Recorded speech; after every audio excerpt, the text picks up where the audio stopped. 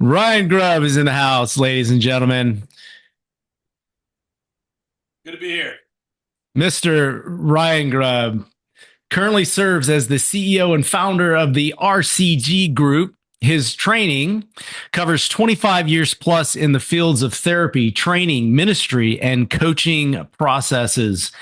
Ryan is an expert in the ideals of neuro growth and helping leaders and groups to accelerate their pathways for increasing and changing. Ryan has been married for 24 years and has two daughters. He loves sports, working out, and history. His passion for books is huge. He loved leading and creating new leading results. A little bit of backstory. Ryan began his career as a mental health therapist over 25 years ago, dedicated to helping individuals overcome personal challenges. Despite his success, he noticed a recurring theme. Many of his clients needed more than traditional therapy. They needed tools to transform their entire lives, encompassing both personal and professional realms. Desires. Ryan wanted to expand his impact beyond traditional therapy, helping clients not only recover from issues, but also to thrive in all aspects of their lives. He felt a deep call to integrate his extensive knowledge of psychology with business coaching to create a more holistic approach to personal development. The Wall. Despite his expertise, Ryan struggled to convey the value of integrating psychological insights into business coaching. Traditional coaching methods felt superficial compared to the transformative potential he envisioned. The breakthrough came when Ryan rediscovered the power of neuropsychoanalytical tools to reprogram the subconscious mind, which controls 90% of our behavior. This understanding led him to develop the Neuro Growth Accelerator method, blending neuroscience, psychoanalysis, and business coaching into a powerful transformational tool.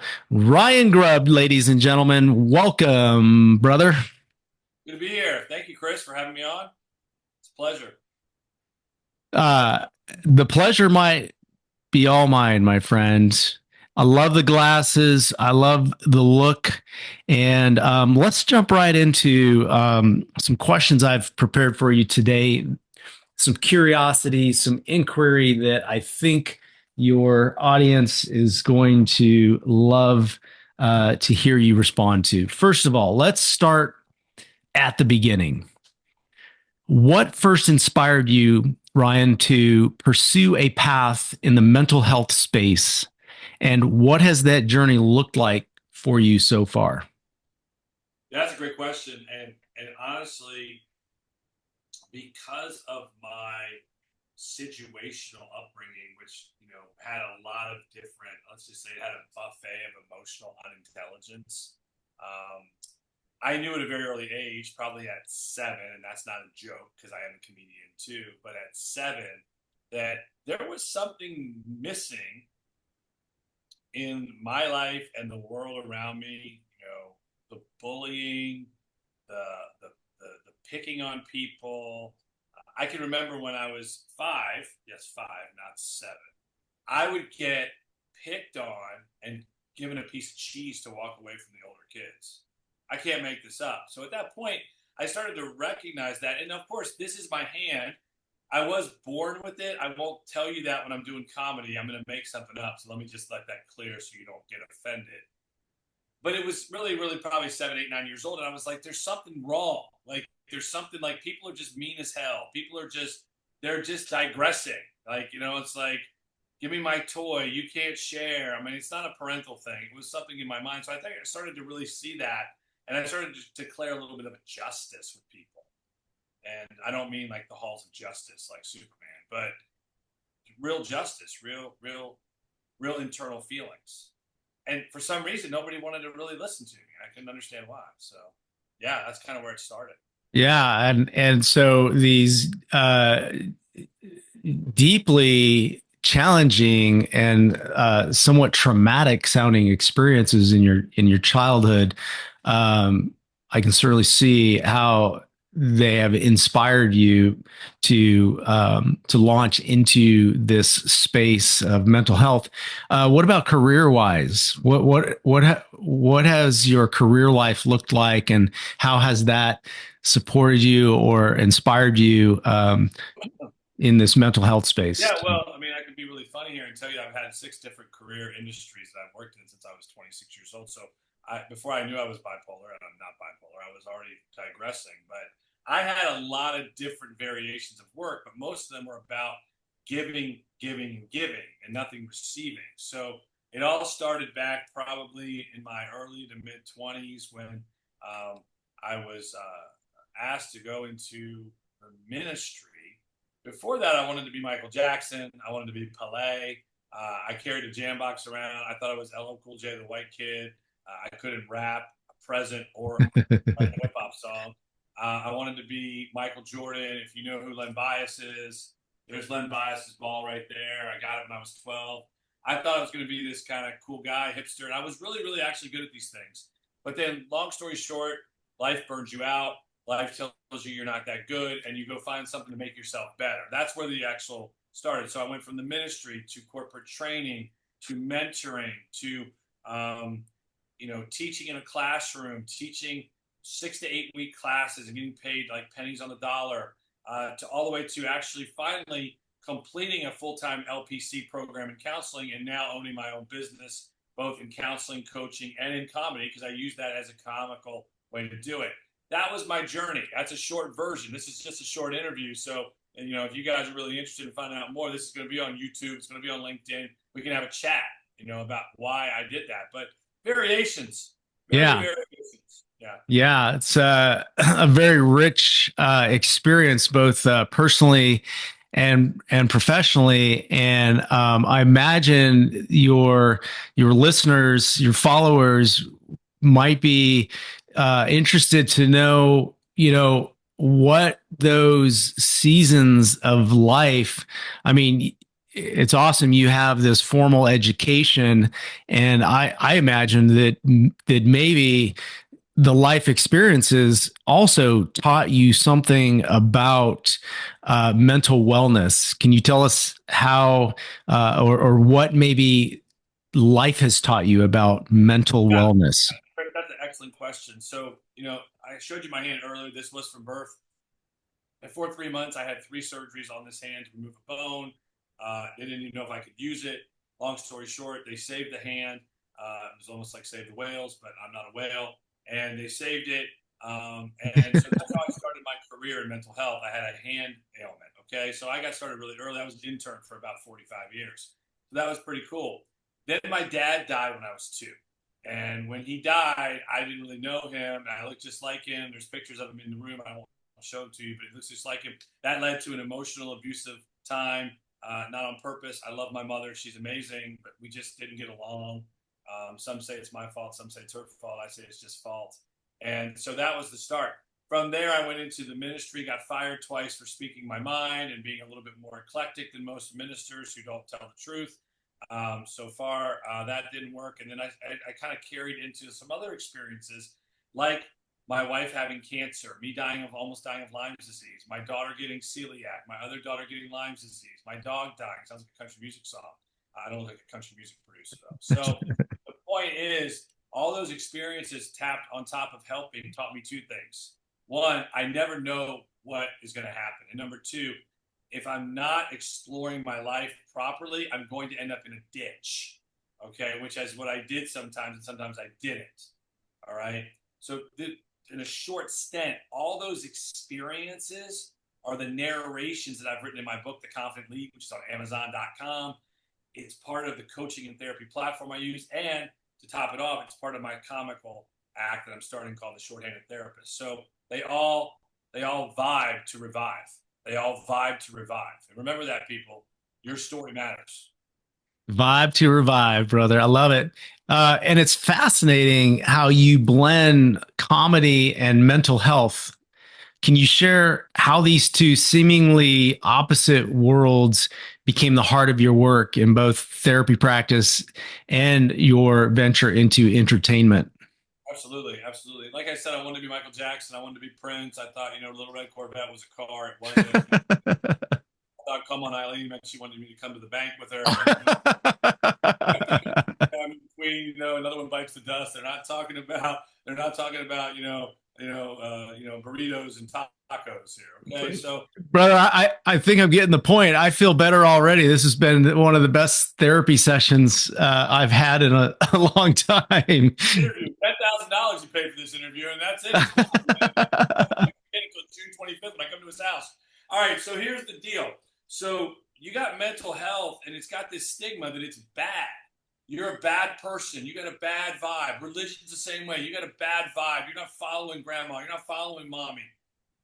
And then what people do is they hibernate. They hibernate. They hibernate. And then they finally go, I need to go see a therapist. And then it's like pulling teeth, right? So for me, what saved me a lot of the times growing up and in my experiences with the situations was laughter, was fun, was excitement, was energy. And I'm like, wait a minute, if I'm going to be a mental health therapist, I got to be humorous. So on my bio, it says I'm humorous. Well, I have 95% men in my practice. Let me say that again. 95% male. You ask anybody else, I don't think they have that. Why? Because most men don't go to therapy and most men aren't therapists. So I took the idea of making people feel different, not through just a clinical aspect, but through a neural pathway, shift. When you work out, you get a shift. When you go to the sauna, you get a shift. When you go to massage, you get a shift. Well, why not do that in the clinical aspects too? Well, Mr. Grubb, that's not what we learned in therapy school. Well, you didn't learn much in therapy school because what you learned is to sit at a classroom table and take a test and then get your degree. And then you had to go out and FaceTime or face-to-face hours. That's where the real rubber met the road. And when I saw all these people around me, these kids that were dogmatically out, they wanted to fight, they wanted to do these things. And I'm like, that's not who they are. That's not them. I said, I got to take a chance and start humorizing people. And from that point, what you do is it's a paradigm shift. The goal of most therapists is to keep people in their practice. My goal is to graduate you. Oh, amen, brother. I love that. That's a westernized way of the world. You go to the doctor to pay the doctor. You go to the church to pay the tithe when you're 80. You go to the restaurant and you keep going to the same restaurant for the sake of what? You're paying this restaurant owner. Today I went to this taco truck. I've never been there before. You can't see it, but I got this taco burrito. It's about this big, bigger than my head. Yeah. So that's kind of what I do. I kind of it's like a mix and match, right? It's a mix and match. It's a mix and match. It's a conglomeration of. It's almost like what was that? What was that? You are tricking the brain. Mm. And I said, well, why not go and start doing comedy clubs and start doing venues and start putting out logos about the claw? Because I have a what people might think is an ailment or a handicap. Look, my hand is capped, but it ain't capped. All right, I can cap you. Right? I'll cap you. But I do just about everything else that everybody else does. Play the tennis, play the trombone, play the drums. I can spin sticks. Multi-talented, Ryan. And so I think what I'm hearing, not to oversimplify this, and you have distilled, a very complex a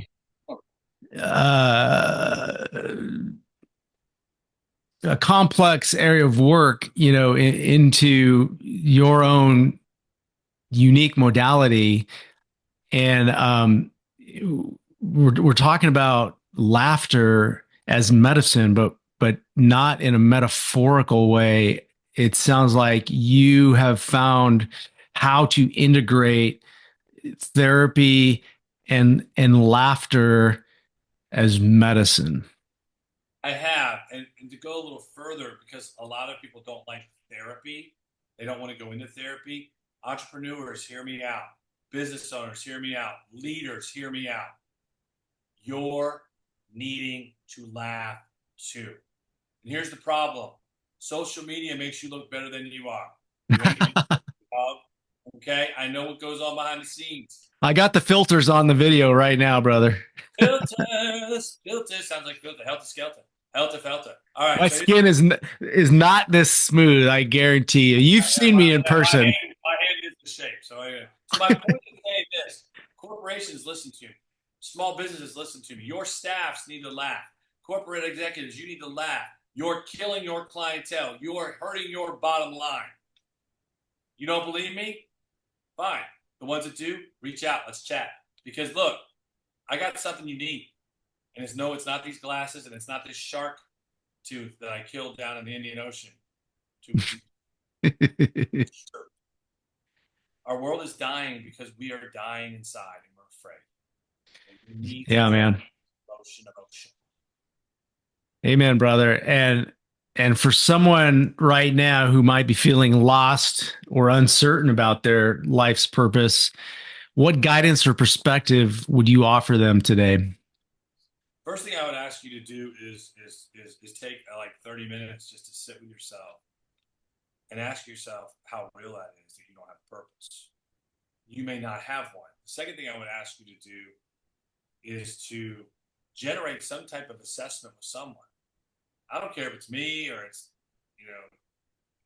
Bubba or Janie or whoever, and find out what is it that's keeping you from being the person you want to be or get to where you want to be. And the third thing is simple. And the third thing is the hardest of them all. You got to invest. And people say, well, I don't have the money. Then you don't want to change. Okay? I'm not saying go out and just spend $1 gazillion, but you got to find some type of way to start this purposeful motivation. Could be talking to me on a chat, on a group chat, or getting into a group elevation session I have on my new website. Could be doing some one-on-one consulting for 6 months, and me walking with you, me coming to your city. I do that. I come to your city. I'll sit with you. I'll sit in your restaurants and your bars and your restaurants and your bars. No, I'll sit everywhere else too. But I'll that's the advice I would give you. Those are the 3 steps, and those 3 steps are critical. Now the first 2 are diehard critical. The third one is where you actually shift. It's where you step into your new self, even before you make the first payment to somebody. And thank you, Ryan. That's really helpful. And in your experiences, and again, acknowledging and honoring you for the rich experiences of life, overcoming challenges, and being successful as you are today. And yet, in your humility, you've also shared personally with me that as we all are, we're still on our journey. What 1 or 2 core beliefs have supported your greatest growth, your greatest expansion in moving forward? So I would say that my biggest core belief is you have to be genuine and authentic. Be genuine and authentic. Authenticity is my core belief. I don't care who you're talking to. I don't care if you're talking to Moses, the prophet, Isaiah, Jeremiah. Being fake, you might as well go ahead and just burn the bake. It's over. And we live in a fake world. AI is a great tool for certain things. Other things, it sucks. Because you're not gonna AI me. Because you're gonna find me in one space, baby. And you try to clone me, I'll clone you. Here's the deal. Genuine authenticity is number 1. Be yourself. If I can learn it. What got me in trouble most of my life? I was myself. Brother, myself. That's beautiful. And no doubt you are putting your unique fingerprints, on this world, and the world is a better place because of you, my friend. Thank you, thank you, thank you. And Ryan, tell us about currently the work you're doing, what's lighting you up the most in your business, your creative projects, and where can people connect with you and follow your mission. Absolutely, absolutely. Thank you, Chris. So because of mental health being that having that humorous vibe in my bios and humorous vibe in the bio I put out, and people coming to me and seeing such a success in my business, I literally see 40 people a week. Became clear to me as I was writing my book that I wrote in the first chapter at 12, age 12, I wanted to be a comedian. And I read this as I was proofreading my book, and I went, so why am I not doing that? And so what has really brought me to a place of deep-rooted passion. Deep-rooted passion. I used to watch Saturday Night Live every night. I was in New York 2 weeks ago. I walked by the NBC studios. I almost cried. Because I saw the apartments where they wrote those skits, and they would come down. Nobody knows they were high except everybody. And they put their whole life on the line. Eddie Murphy saved Saturday Night Live. He saved it. And Pete Davidson's doing it now. He's trying to save it. I love that dude. So here's my point. So now what I'm doing is I decided, you know what the heck? Why don't I just be a stand-up comedian? Well, how do I get started? So I popped up open mic. I thought about my vibe and my brand. I said, hey, I could be the shorthanded therapy coach comic. Bringing hilariously changes a venue, one session, therapy session, coaching session, one laugh at a time. Last week I hit 3 sets. Never been on stage before. Nailed it. I created my logo. I created my copyright. I'm getting ready to have a YouTube channel. It's going to start tonight. Get ready. We're getting stickers. We're getting hats, t-shirts. Next week, 4 sets. Am I getting paid? No, I'm not getting paid. I'm taking what I'm learning and I'm putting it on the stage. That is my passion. And it's not just about comedy. Too many of us live our lives shut off. And I'm not talking about being the next Bill Gates or the next, Michael Jordan. I'm talking about you're shut off. You're afraid to walk out the door in a different direction. You're afraid to go out of your back door instead of your front door. You're afraid to go around the block differently. Just doing that changes the game. So what I'm doing now is I'm doing comedy. And I'm going to take mental health to the streets. I'm going to take this. This is my buddy. His name is The Claw. And I'm going to promise you an opportunity to laugh your ass off. That's all I do for you, and you don't pay me a dime, I don't care. And that is my mission in life, is to help corporations and leaders, even coaches and therapists. Listen closely, coaches and therapists. You're not as good at your job as you think, because you're not willing to be funny. And if you don't know how to be funny, you don't want to learn it. How can you coach somebody when you don't want to learn another semantic? So that's where I'm at, Chris. And I've got Right on, brother. So, Ryan, thank you for sharing your heart, your story, your mission with us today. It's been a true gift to have you here. Thank you for your generosity. Thank you for your authenticity. Thank you for the energetic deposits that you are making, and no good deed goes unnoticed, brother. It's all coming back around to you. You're adding tremendous value. And if you get anything else to share, we're also going to drop, some links for people to where they can find you, what stage you're going to be on next. I'll do that real quick before you do that. You can find me on LinkedIn under the Shorthanded Comic. You'll see me out there with my little Beastie Boys look. Me and Mike D, we're old cousins, not really. And I'll be on LinkedIn there. Check me out there. Hit me a DM if you want to chat. You're going to be able to all find us on YouTube. We're getting a YouTube channel going. My covert op man, Anthony Covert, is getting that started for us. He did the logos, and he's going to be doing a lot of my marketing and my management. Those are 2 places you can find me. Hey, if you want to find me on WhatsApp, find me on WhatsApp, as long as you don't try to scam me. If you scam me, I'm going to have you have a finger just like mine. We're going to be twins. Okay? That's where you can find me. That's where you can find me. And I really appreciate the time, Chris. It's been great. Right on, brother. I love you, man. Thanks.